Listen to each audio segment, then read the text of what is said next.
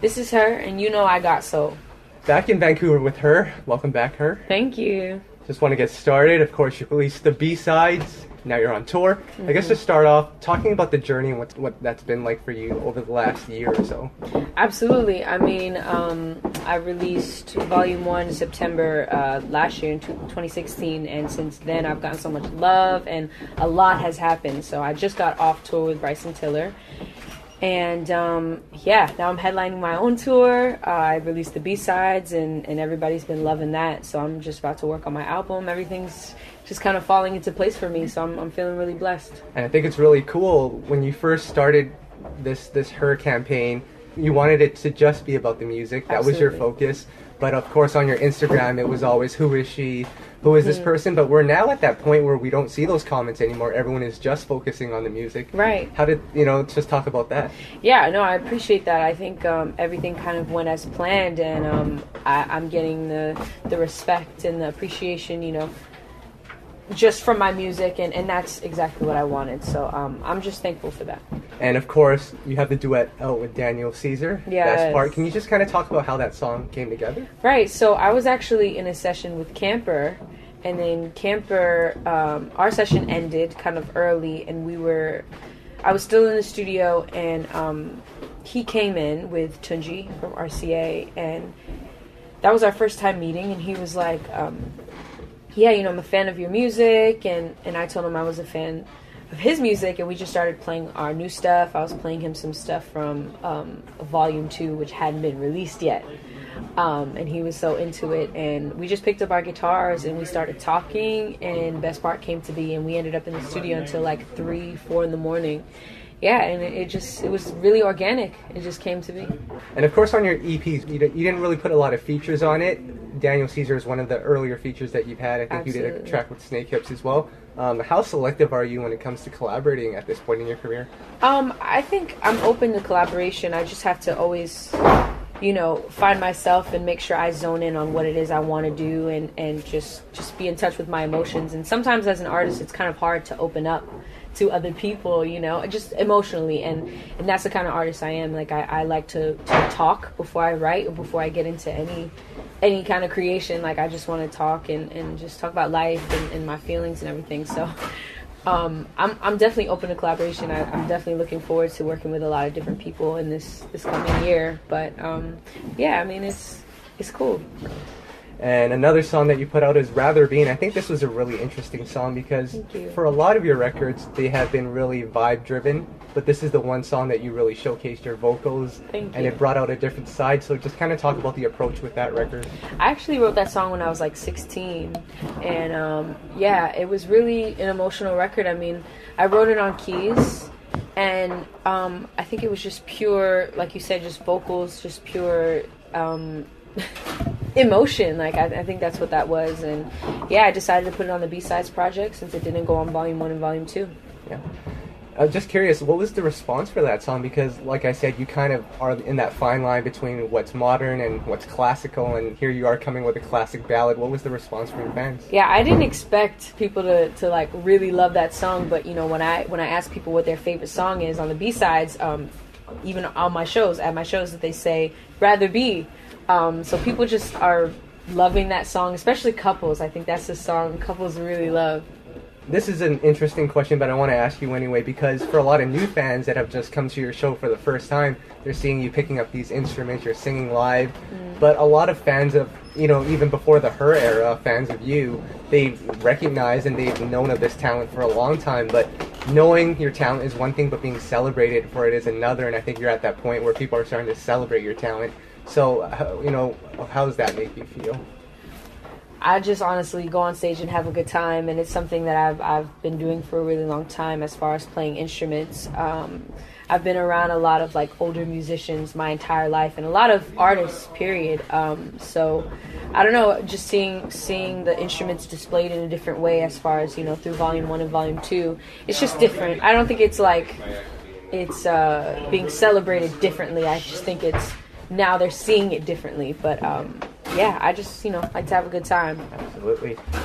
And even before the H.E.R era, can you kind of bring me back to that era in terms of where you were with your career? Was it a frustration time for you because you were trying to establish yourself and it didn't really happen until the H.E.R project came along? So what was that era like for you? Honestly, I wasn't trying to establish myself as like a real artist. I never put out a project or anything before, Volume 1 and Volume 2.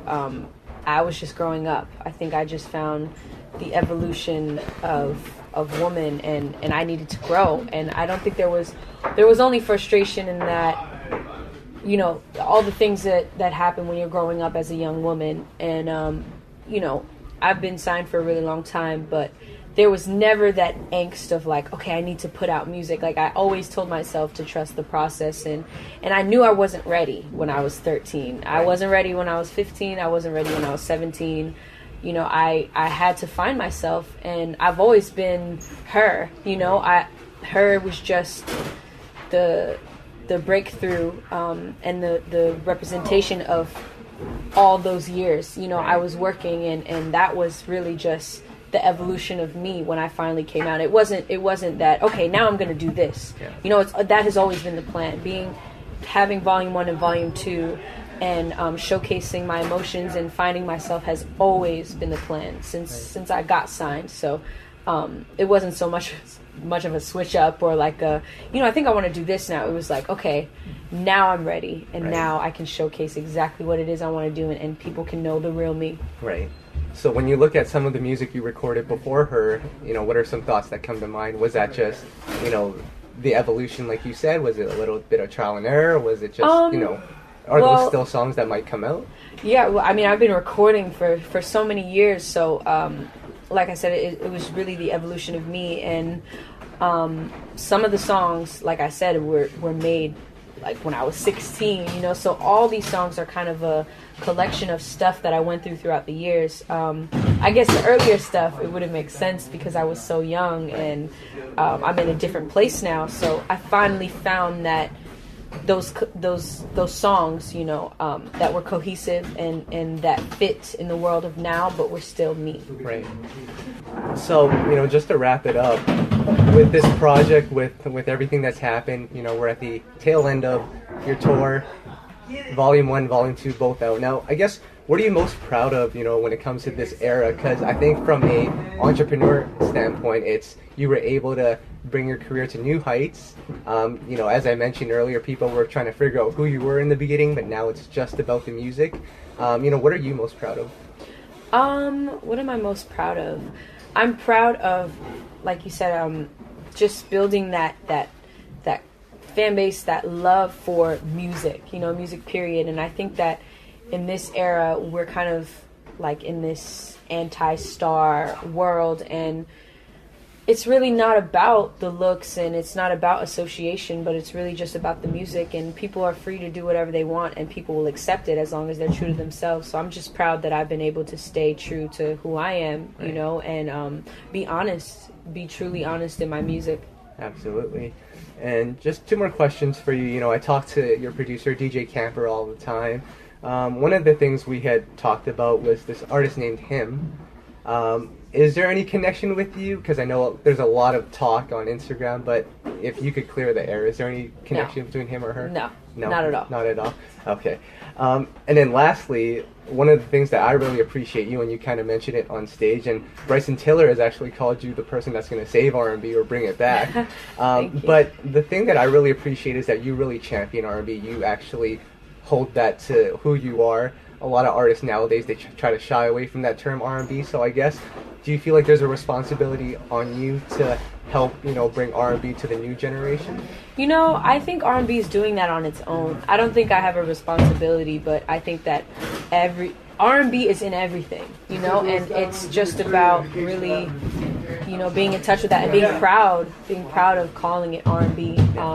So I'll always be R&B at the core, no matter what I do. I think Rihanna's R&B at the core, but she's still able to do other things, and she's still Rihanna. So I think that R&B lives in everything and everyone, but definitely there's music like mine and like SZA and Sabrina Claudio and Kehlani, you know, that really pay homage to like 90s R&B and really like you said, showcase and keep that, you know, keep that vibe, keep that aura. And then lastly, what can we expect moving forward? Is there going to be an album coming? Absolutely. I'm hoping January, February, I'm going to lock in and really focus on getting the best album. You know, after Volume 1 and Volume 2, it's going to be a little hard for me. You know, I feel like I set the bar pretty high for myself, but I'm excited. Right. And are you back with Camper for that one? Yeah, we'll definitely do some stuff. I always work with Camper. Right. Okay. That's all that I've got for you. Anything you'd like to add? No, that's it. Thank you for having me again. Thanks for coming to the show. I'm happy to be back in Vancouver.